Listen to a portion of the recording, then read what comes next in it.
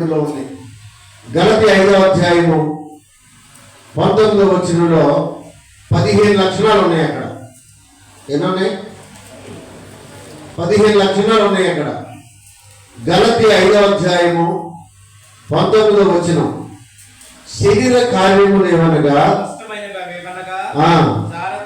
జారత్వము, అపవిత్రత, కాముకత్వము, విగ్రహారాధన, అభిచారము, ద్వేషములు, కలహములు, మత్సరములు, క్రోధములు, కక్షలు, భేదములు, విమతములు, అసూయలు, మత్తతలు, అల్లరితో కూడిన ఆటపాటలు. 15 లక్షణాలు.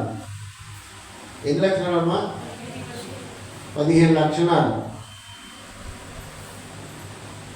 కాళ్ళు తిప్పులు కొడుతున్నాయి అమ్మా, జాగ్రత్తగా ఉండండి. నాకు కాదు, డాక్టర్ గారి దగ్గరికి వెళ్ళి ఒక పేషెంట్ వెళ్ళి, అయ్యా కాళ్ళు తిప్పులు కొడుతున్నాయి,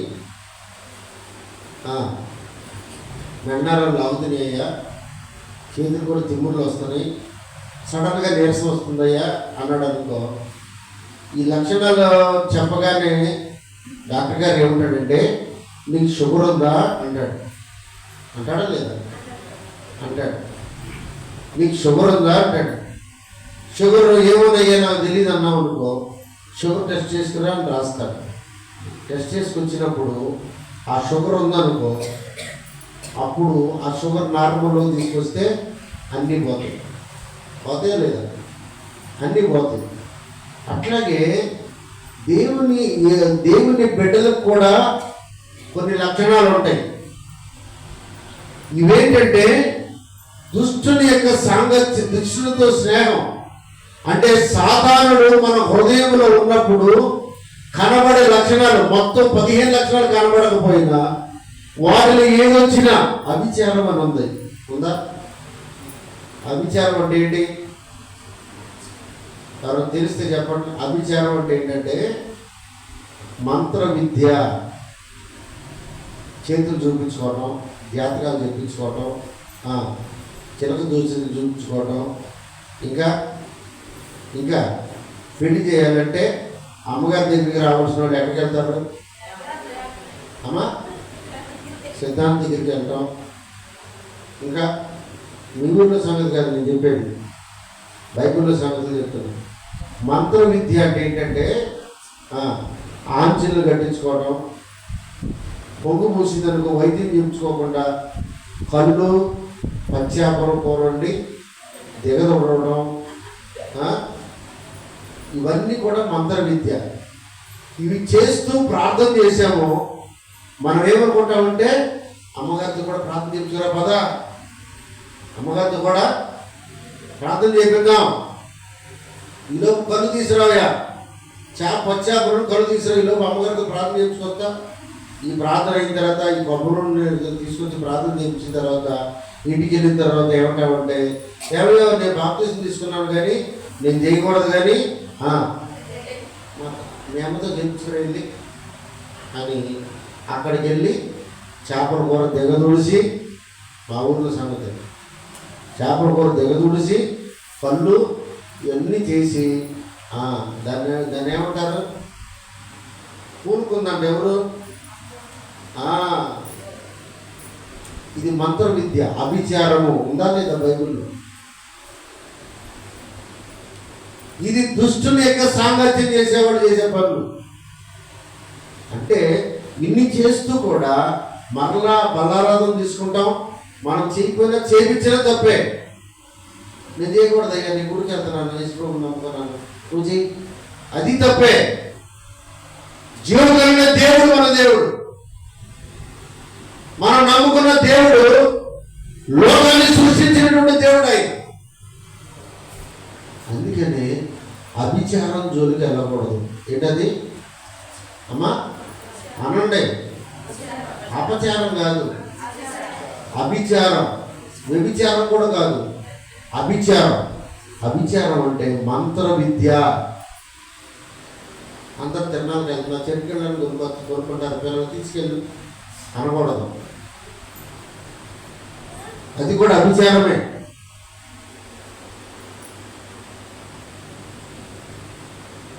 ఇలాంటి వాటన్నిటికీ కూడా నేను పల్లెటూరులో కూడా సేవ చేస్తా. అక్కడ వాళ్ళు ఎక్కువ ఆర్సీఎం గుడికి వెళ్తారు. బైబిల్ ఏముందంటే మీరు నిర్గమాకాండ 20 అధ్యాయంలో మీరు చదువుకోండి. ఏ రూపమునైనను విగ్రహమునైనను చేసుకొనకూడదు, పూజించకూడదు, సాగిలపడకూడదు, మొక్కకూడదు. నేను తప్ప వేరే దేవుడు మీకు ఉండకూడదు. అంటే నా బొమ్మకు ఇవి మొక్కండి, ఇంకే బొమ్మకు మొక్కకూడదు అనేవాడు అల్లా దేవుడు. మరియమ్మ నా తల్లి నన్ను కంద కాబట్టి, నాకు జన్మనిచ్చింది కాబట్టి మరియమ్మ బొమ్మకు మొక్కండి అల్లా దేవుడు. స్పష్టంగా ఉంది బైబిల్లో. ఏంటంటే ఏ రూపం కూడా యోహాను సువార్తలో 4వ అధ్యాయంలో ఏముంటుందంటే దేవుడు ఆత్మ. దేవుడు ఆత్మ కనుక ఆరాధించేవారు దేంతో ఆరాధించాలి? మనస్ఫూర్తిగా, మనసుతో, ఆత్మతో ఆరాధించాలి. కాబట్టి ఆయన ఆత్మ, ఆయనకి రూపం లేదు. ఆయన ఎందుకు వచ్చాడంటే, భూలోకానికి ఎందుకు వచ్చాడంటే మనిషి అనేవాడు ఎలా బ్రతకాలో బ్రతికి చూపించడానికి వచ్చాడు. మనిషి అనేవాడు కొట్టిన వాడిని కొట్టకూడదు, తిట్టిన వాడిని తిట్టకూడదు, పొరుగు వాడిని ఏది ఆశించకూడదు, దొంగతనం చేయకూడదు, వ్యభిచరించకూడదు, అబద్ధాలు మాట్లాడకూడదు, మోసం చేయకూడదు. ఇంకా వీటన్నింటినీ సమాజంలో మనిషి అనేవాడు తల్లిదండ్రులకు సహాయం చేయాలి, తల్లిదండ్రులకు పరిచయం చేయాలి, సన్మానించాలి. శత్రువులు వచ్చినప్పుడు వాళ్ళ కోసం ప్రార్థన చేయాలి. ఇవన్నీ కూడా మాటలతో చెప్పకుండా ఆయన చేసి చూపించడానికి వచ్చాడు. దేవుని స్తోత్రం చెప్పండి. బల్లో టీచర్ గారు ఏం చేస్తుంది? ముందు ఆమె రాస్తుంది బోర్డు మీద, పనక మీద ఆమె రాస్తుంది, తర్వాత దాన్ని అనుసరించి దిద్దాలి. అంతేనా? పిల్లలు ఏం చేస్తారు? అక్షరం ఆమె రాసిన తర్వాత అదే అక్షరాన్ని పిల్లలు మళ్ళా దిద్దుతారు. ఏబిసిడీలు కానీ ఆలు కానీ. యేసు ప్రభు కూడా అరే ఇటు చేయండి, అటు చేయండి, అటు చేయండిరా. వీడింత బోరు సిగరెట్ తాకుంటూ, అరే నువ్వు బీడీ తాకుంటూ, చుట్టు తాకుంటూ, అరే నువ్వు సిగరెట్ తాగొద్దు అంటే కొడుకు ఏమంటాడు? వీడిని కాల్సు రమ్మంటారు. ఇప్పుడు అంటలేదేమో కానీ మా చిన్నప్పుడు పొయ్యిలు మండి, కట్టెల పొయ్యిలు ఉండేవి. అరే ఇంకా బీడీ అంటించుకురా నాన్న అంటే ఆడు మొత్తం పీల్చుకుంటూ వచ్చేవాడు కదా.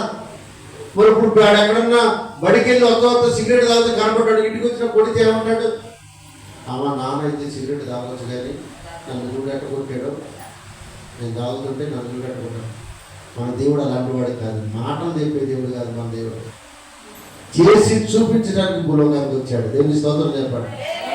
33 సంవత్సరాలు అసలు మనిషి అనేవాడు ఎట్లా బ్రతకాలి, బాల్యం ఏంటి, యవ్వన కాలం ఏంటి, తల్లిదండ్రుల మధ్యలో ఎలా ఉండాలి, సహోదరుల మధ్యలో ఎలా ఉండాలి, సమాజంలో ఎలా ఉండాలి, వ్యక్తిగతంగా తాను ఎలా బ్రతకాలి, బ్రతికి చూపించిన మహనీయుడు ఆయన. దేవుని స్తోత్రం చెప్పండి.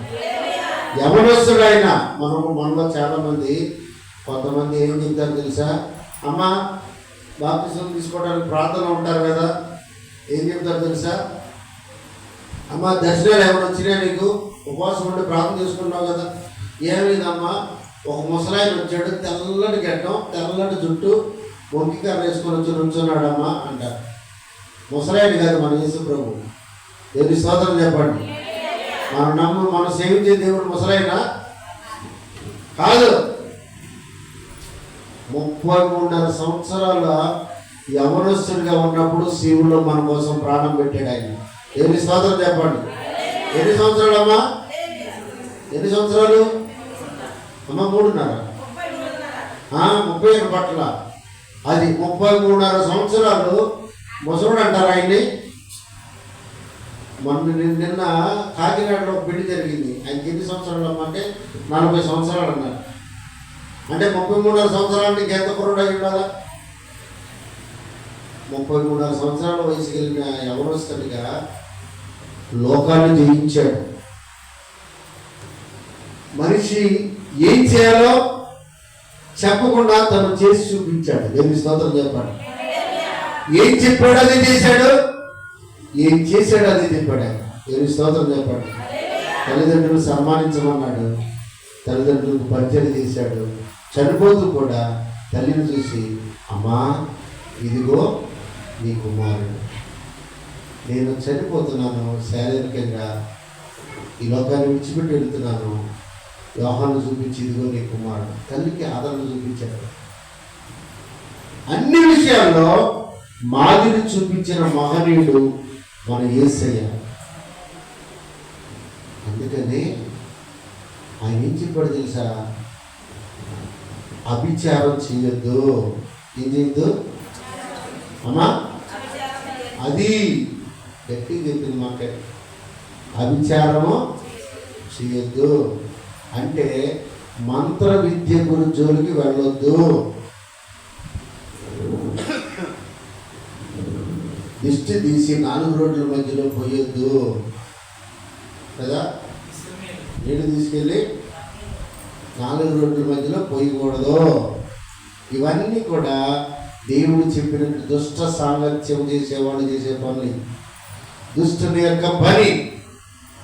ఒకసారి మీకు అర్థమయ్యేటట్టు చెప్తాను. అబ్రహాము విగ్రహారాధికుడే, భయంకరమైన. మీ అందరిలాగానే యేసుప్రభుని నమ్ముకోకముందు మీరు ఎట్లాగో విగ్రహారాధన చేశారో అలాంటి విగ్రహారాధన కుటుంబం నుంచి వచ్చినాడే. దేవుడు అన్నాడు, అబ్రహామా నేను నిన్ను దీవించాలనుకుంటున్నాను, నువ్వు ఇక్కడ నుండి నేను చూపించే దేశానికి వెళ్ళు, నీ ఇంట్లో ఉండొద్దు, నీ బంధువులతో ఉండొద్దు, నీ దేశంలో ఉండొద్దు, నేను చూపించే దేశాన్ని సమస్తం విడిచిపెట్టి వెళ్ళిపోమంటే అట్లాగే తన భార్య శారాన్ని తీసుకొని వెళ్ళిపోయాడు. ఈలోపుగా తన సహోదరుని కొడుకు ఆయన లోతు కూడా నేను కూడా వస్తానయ్యాను, ఆయన కూడా వెళ్ళాడు. లోతు విన్నారా ఎప్పుడన్నా పేరమ్మా?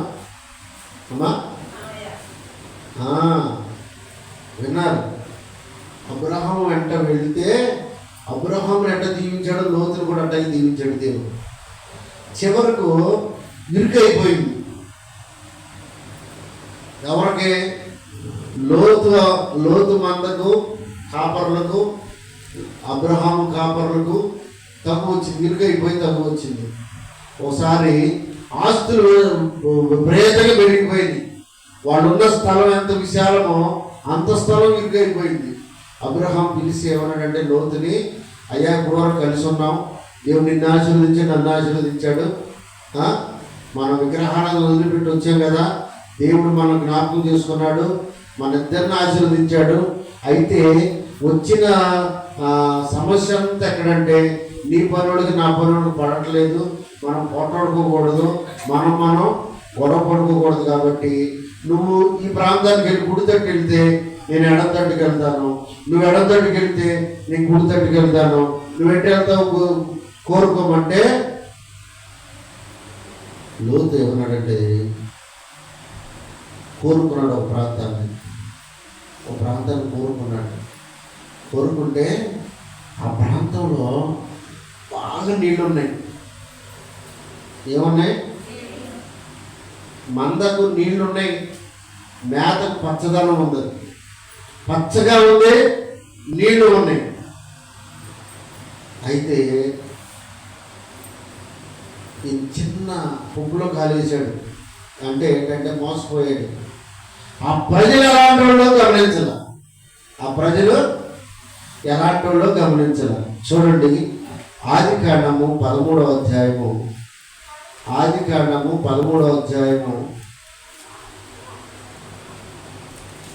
13వ వచనం చూడండి. సొదొమ మనుషులు దుష్టులను యెహోవా దృష్టికి బహు పాపులునై ఉన్నారంట. జాగ్రత్తగా వినాలి. లోతు పచ్చదనం చూశాడు, అక్కడ నీళ్లు సమృద్ధిగా ఉండడం చూశాడు, కానీ అక్కడ దేవుడు ఉంటాడా లేదా చూడాల. అక్కడ దేవుడు ఉంటాడా లేదా చూడాల.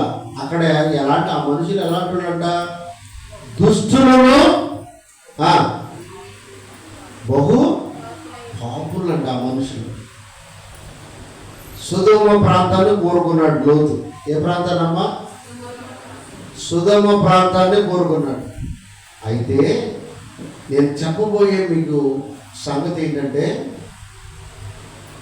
దుష్టులున్న స్థలంలోకి లోతు వెళ్ళాడు. అక్కడ నివసించడానికి ఇష్టపడ్డాడు. అబ్రహాం అన్నాడు, సరే వెళ్ళు, నేను ఇటు వెళ్తాను అన్నాడు. అట్లాగే వెళ్ళాడు. అక్కడికి వెళ్ళిన తర్వాత ఆ మనుషుల వలన తన కుటుంబమే పతనమైపోయింది. ఎందుకో తెలుసా? అక్కడున్న మనుషులు ఎవరో అమ్మా? దుష్టులు. రెండవది, దేవుడు వాళ్ళు చూసినప్పుడు వాళ్ళు ఎలా ఉన్నారంటే దేవుడి దృష్టికి పాపులు. మనం చదువుకున్న మాట ఏంటి? దుష్ట సాంగత్యము మంచి నడవడిని చెరిపివేస్తుంది. పై రూపాలను చూసి మోసపోవద్దు. లోతు పచ్చదనాన్ని చూశాడు, ఆ నీళ్లు సమృద్ధిగా ఉండడం చూశాడు. మోసపోయి దుష్టుల మధ్యలో తన కుటుంబాన్ని తీసుకుని వెళ్ళి అక్కడ కాపురం పెట్టాడు. ఏం చేశారు తెలుసా? ఆ ఇంటికి దేవదత్తులు వస్తే వాళ్ళను కూడా పాడు చేయడానికి చుట్టుముట్టి లోతింటిని చుట్టుముట్టారు. అంత దుర్మార్గులు ఆ ప్రజలు. చివరకు దేవుడు అన్నాడు, నువ్వు ఈ పట్టణాన్ని వదిలిపెట్టి వెళ్ళిపోమన్నాడు. ఆ పట్టణము లోతు ఎలాంటి పరిస్థితి వచ్చిందంటే, ఆ పట్టణము దేవుడు వెళ్ళిపోమన్నప్పుడు ఆ కాల్చబడిన పరిస్థితుల్లో ఆ పట్టణాన్ని ఏదైతే నేను బాగా బ్రతుకుతాను అనుకున్నాడో అది వదిలిపెట్టి పారిపోవాల్సి వచ్చింది. దేవుని స్తోత్రం చెప్పండి. ఎక్కడ సుఖంగా ఉందాం అనుకున్నాడో అక్కడికి వెళ్ళి అక్కడి నుంచి వదిలిపెట్టి తన కుటుంబాన్ని తీసుకుని వెళ్ళిపోవాల్సి వచ్చింది. ఈలోపు లోతు గారికి ఒక భార్య ఉంది. భార్య ఏం చేసిందో తెలుసా? అమ్మో, ఇంత ఈ ప్రాంతాన్ని వదిలిపెట్టి వెళ్ళిపోతున్నాను, ఇక్కడ మా అల్లుళ్ళు ఉన్నారు. అప్పటికే కూతురికి సంబంధాలు కుదుర్చుకున్నారు, ఎంగేజ్మెంట్ కూడా అయిపోయింది. వాళ్ళన్న వస్తే బాగుండని వెనక్కి తిరిగి చూసింది. ఏమైపోయింది? అబ్బా మీరు చాలా మంచోళ్ళు అమ్మా, తప్పుడు కొట్టినందరూ. మీ అమ్మగారు బాగా నేర్పుతున్నారు మీరు. లోతు భార్య తెలిసిందంటే మీకు అందరూ తెలిసినట్టే. దేని స్తోత్రం చెప్పండి. అదేనమాట, భార్యను పోగొట్టుకున్నాడా, ఇద్దరు పిల్లలను తీసుకుని వెళ్ళిపోయాడు. అక్కడ ఆ ప్రాంతంలో మనుష్య సంచారమే లేకుండా పోయింది. ఏం జరిగిందో తెలుసా? యవనస్తులైన పిల్లలు తన తండ్రికి బాగా మత్తు తాగించి, ద్రాక్షరసం తాగించి తండ్రితో పాపం చేసి పిల్లలు కానాల్సి వచ్చిందట. అంటే ఎందుకు మాట్లాడుతానంటే, మోసపోవద్దు. పై రూపాలు చూసి మోసపోవద్దు. చాలామంది మేము తీసుకొని దాములు పడేస్తున్నారు ఈ రోజుల్లో. అమ్మా తెలుసుకున్నారా? మీరు తెలుసుకోరు ఏమన్నాడే అంటే డాములు ఎక్కబడుతున్నారు. దేవుడు పడినోళ్ళు లేపడి కానీ మించిన వాళ్ళు పడేలా ఎక్కడ? మీరు స్తోత్రం చెప్పండి. పడిపోయిన వాళ్ళు లేపే దేవుడు మన దేవుడు. దేవుని స్తోత్రం చెప్పండి. పడకుండా నిలబెట్టుటకు సరిపోయిన వాడవయ్యా, పడకుండా నిలబెట్టుటకు సరిపోయిన వాడవయ్యా, పదిలముగా మమ్ము స్థిరపరచి పరిశుద్ధ దేవుడవయ్యా, పదిలముగా మమ్ము స్థిరపరచి పరిశుద్ధ దేవుడవయ్యా, సరిపోయిన వాడవయ్యా, యేసునాథునికి పరిశుద్ధ దేవుడవయ్యా, చేరాను నీదయ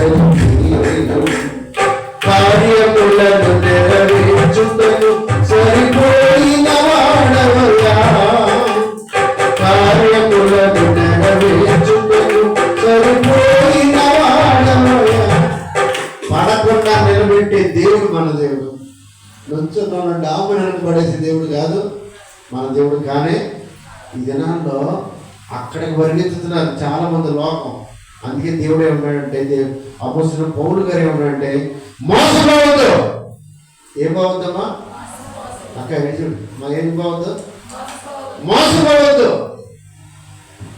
దుష్ట సాంగత్యం చేయొద్దు. దుష్టుడు ఎవరు? సాతాను. దుష్ట సాంగత్యం చేయొద్దు.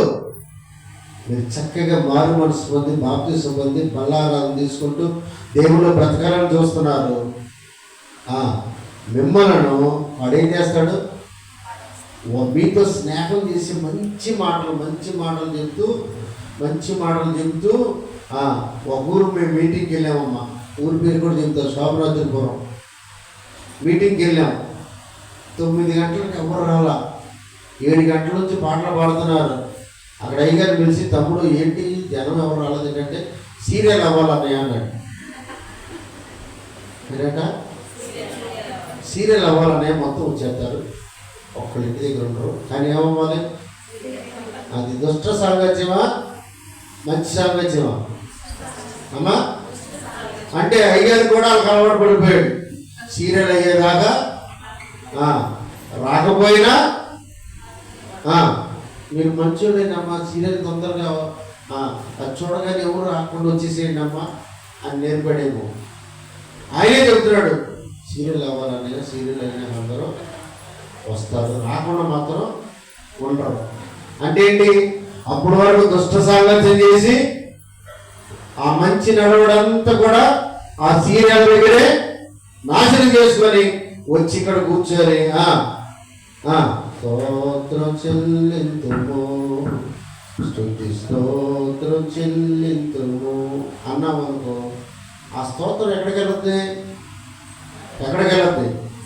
ఆడంటాడు, గుమ్మం దగ్గర ఉండి అంటాడు, నువ్వు ఎంత స్తోత్రం చెల్లించమన్నా సరే నువ్వు నా మనిషివే, మళ్ళీ రేపు నేను ఎక్కడ కూర్చోబెడతాను?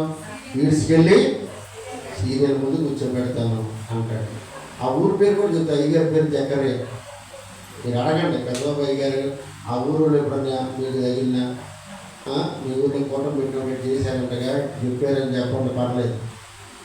ఎందుకంటే మంచి నడవడి పోడు చేసేది ఏది కూడా, దేవునికి దూరం చేసేది ఏది కూడా మీ దగ్గరకు రానియద్దు. ఎందుకంటే మనందరం కూడా ఒకానొక దినాన దేవుని రాజ్యంలో ఆయనతో ఉండాలి. ఇక్కడ కన్ను మూయగానే 2 స్థలాలు ఉన్నాయి, కళ్ళు తెరిచి మారు మనసు పొందితే, దుష్ట సాంగత్యం చేయకుండా దేవునితో బ్రతికితే మనం ఎక్కడికి వెళ్తాం? పరలోకం. ఈ లోకంలో మారు మనసు పొందుతాం. గుళ్ళోకి వచ్చినప్పుడు స్తోత్రం, ఇంటికి వెళ్ళినప్పుడు సీరియల్ అనుకో, ఎక్కడికి వెళ్తాం? కళ్ళు తెరవగానే, కళ్ళు పోయిగానే ఎక్కడికి వెళ్తాం? పాతాళానికి వెళ్తాం. పాతాళానికి తప్పించుకోవాలంటే దేవునితో సాంగత్యం చేసేవాడు లక్షణాలు గలతీ 5:22 ఉంటుంది. 9 లక్షణాలు ఉన్నాయి అక్కడ. ఏంటో 9 లక్షణాలు అంటే నేనే చెబుతాను. ప్రేమ, సంతోషము, సమాధానము, దీర్ఘశాంతము, దయాళుత్వము, మంచితనము, విశ్వాసము, సాత్వికము, ఆశ నిగ్రహం. ఈ 9 లక్షణాలు దేవునితో సాంగత్యం చేసేవాడికి ఈ 9 లక్షణాలు ఉంటాయి. నేను మొన్నటిదాకా ప్రేమించాను కానీ ఇక దాన్ని మాత్రం నేను క్షమించను, దాన్ని మాత్రం దాని మొహం కూడా చూడను. నాకు ఈ నమ్మగారు బల్లారాధన అన్నాం అనుకో ఇస్తుంది. ఎందుకంటే కొరింథీ పత్రికలో చెప్తాం కదా, ఎవడు అయోగ్యముగా ఈ రొట్టెను తినునో ఈ పాత్రను త్రాగునో వాడు ప్రభు యొక్క రక్తమును గూర్చి శరీరము గూర్చి అపరాధిగా ఉంటాడు. కాబట్టి మిమ్మల్ని మీరు పరీక్షించుకోండి అని చెప్పి ఇస్తాం. కాబట్టి మా దోషం ఉండదు. ఈ శత్రువుని పక్కన పెట్టుకొని గమాన కళ్ళు తెరిచేవనుకో, నా ముందు పక్కన కూర్చుంది అనుకో, ఈ ఇంకో చోట కూర్చుంది. మా సంఘంలో ఒక ఆమె, నేను పాటలు అయిన తర్వాత వెళ్తాను సంఘంలోకి. తెల్లవారుజామున ప్రార్థన జరుగుతుంది. మాకు 4:30కి మొదలవుద్ది. పాటల కార్యక్రమం జరుగుతూ ఉంటుంది. ఈలోపు ఒక ఆయన ఫోన్ చేశాడు నాకు, బాధొక్క 5ంటికి ఫోన్ చేశాడు. అన్నయ్య వందనాలు అన్నయ్య, బయలుదేరానయ్యా. ఏంటన్నయ్య పలానా వచ్చి మగవాళ్ళలో కూర్చుంటుంది. మాకు మగవాళ్ళు ఒక పక్కన ఆడవాళ్ళు ఒక పక్కన కూర్చుంటారు. మగవాళ్ళలో కూర్చుంటుంది పలానా అన్నాడు. ఈ లైవ్లో కూడా చూస్తారు అన్నాడు. మగవాళ్ళు వచ్చి పక్కన కూర్చుంటుంది పలానా అన్నాడు. సరే మీరు ఏం మాట్లాడు, మాకు నేను చెప్తే నేను చూసుకుంటానయ్యా. మరి ఆమెను పోటాడుకుంటారుగా, ఏం మాట్లాడు, మాకు కూర్చుంటే నేను వచ్చిన తర్వాత చెప్తానయ్యా అని చెప్పా. ఎందుకు కూర్చుంటుందామా, వీళ్ళెవరు పడదాము, వీళ్ళెవరు గిట్టదాము, ఎవరో గిట్టిన వాళ్ళందరూ ఈ లైన్లో ఉన్నారనమాట. వచ్చి మగపిల్లల పక్కన కూర్చుంది. అందరూ ప్రార్థన చేసుకునే టైంలో నేనేం చేశానంటే, అమ్మ లేచేపిల్లు అన్నా. మళ్ళీ అందరం చెప్పకూడదుగా, మాయ నువ్వు లే అటెళ్ళు అనకూడదుగా. నేను కామ్గా తల మీద అటు నుంచి బయట నుంచి వస్తానే అక్కడతో చూసుకుని నాకు అప్పటికే ఫోన్ వచ్చిందిగా. అవును చూసుకుంటూ వచ్చి టక్కనెట్ట కొట్టి అటెళ్ళు నిజంగా అన్నా. అంతే. కాబట్టి ఎక్కువ చేసింది పాపం. ఆమెలో కూడా దేవుడు అందానికి ఏం చేస్తా, నేను ఏం చేయలేను కదా. వెంటనే పక్కకు వచ్చింది. అటు కూర్చొని బలానాదం తీసుకున్నాం అనుకో, ఎక్కడికి వెళ్తాం, పాతాళంలో బోధిగో కేకలు. అందుకని ఈ గలతీ 5:22లో ఉన్న 9 లక్షణాలు కూడా దుష్టుని సాంగత్యం కానే కాదు.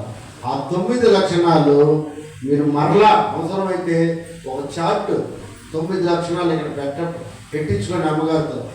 ప్రేమ, సంతోషం, సమాధానం డిజైన్ చేసి అబ్బాయి పెడతాడు. అల్లుడు గారు, మీ చెన్నయ్య గారు అంటే ఏమంటారు మీరు? అమ్మా అయ్యగారే, పెద్ద అయ్యగారు లేరు కాబట్టి అయ్యగారు పెడతారు, చాట్ పెడతారు ఆత్మ ఫలాలు. అవన్నీ కోసం మీరు ప్రార్థన చేసుకోండి. ప్రభా నాలో దేవుని ప్రేమ కావాలి, మానవ ప్రేమ కాదు. మానవ ప్రేమ ఏం చేస్తే పేకలు పోతాయి. ఏంటంటే ప్రేమించాడంట, మాట్లాడలేదంట. కాముకి వెళ్ళాడు, శారదా కాలేజీలో వెళ్ళి పేక కోసేసాడు శ్రీలక్ష్మణి అమ్మాయిని. ఎప్పుడు వయస్సు ఉన్న టైంలో. అది ప్రేమ? దేవుని ప్రేమ. దేవుని ప్రేమ క్షమించేది, దేవుని ప్రేమ సహించేది, దేవుని ప్రేమ ఓదార్చేది, దేవుని ప్రేమ ఇతరులకు సహాయం చేసేది. అమ్మ వినండి, దేవుని ప్రేమ అక్కడ ఉంటుంది. ఆత్మఫలాల్లో మొట్టమొదటిది ప్రేమ. ఈ ప్రేమ నాకు అర్థం చేయడం, అది అర్థం అవ్వాలనుకుంది. దేవుని ప్రేమ ఎంతో బలమైనది, ఎంతో విలువైనది. దేవుని ప్రేమ ఎంతో బలమైనది,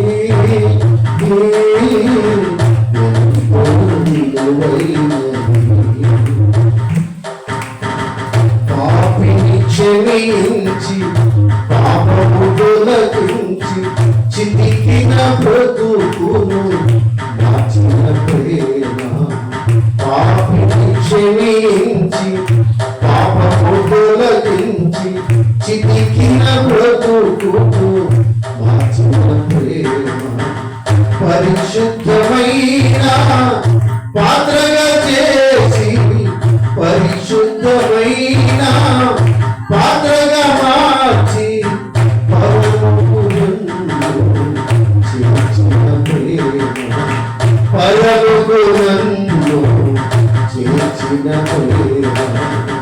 దేవుని ప్రేమ ఎంతో విలువైనది,